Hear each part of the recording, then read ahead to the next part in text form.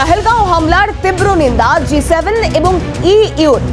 ভারত পাক উদ্বুদ্ধ পরিস্থিতিতে শান্তি রক্ষা যাক, দুদেশের কাছে সংযম বজায় রাখবার আবেদন।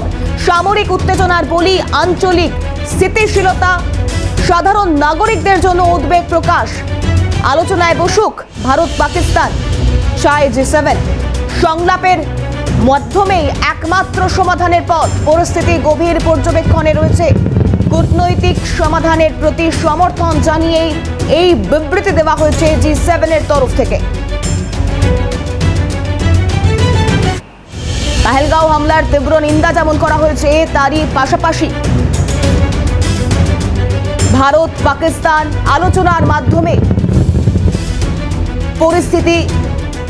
স্থিতিশীলতা ফিরিয়ে আনবার চেষ্টা করুক। ভারত পাক উদ্বুদ্ধ পরিস্থিতিতে শান্তি রক্ষা যাক G7 এর। দুদেশের কাছেই সংযম বজায় রাখবার আবেদন জানানো হয়েছে।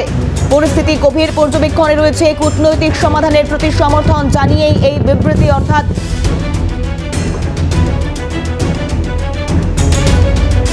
ভারত পাকিস্তানের যে পরিস্থিতি, উদ্বুদ্ধ পরিস্থিতি, তাতে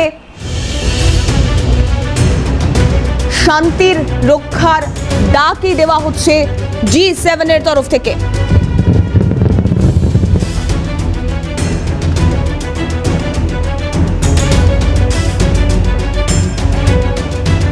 সামরিক উত্তেজনার বলি আঞ্চলিক স্থিতিশীলতা, সাধারণ নাগরিকদের প্রতি উদ্বেগ প্রকাশ G7 এর।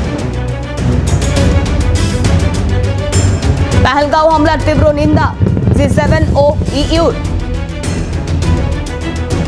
সাধারণ নাগরিকদের জন্য উদ্বেগ প্রকাশ। ভারত পাক উদ্বুদ্ধ পরিস্থিতিতে শান্তি রক্ষা যাক, আলোচনায় বসুক ভারত পাকিস্তান, চায় G7।